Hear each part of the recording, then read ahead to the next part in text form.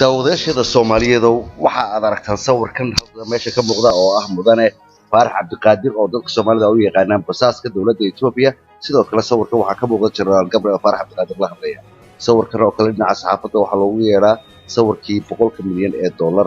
waxaana xaqiiqa ah Faarax Cabdiqaadir oo jaranjarada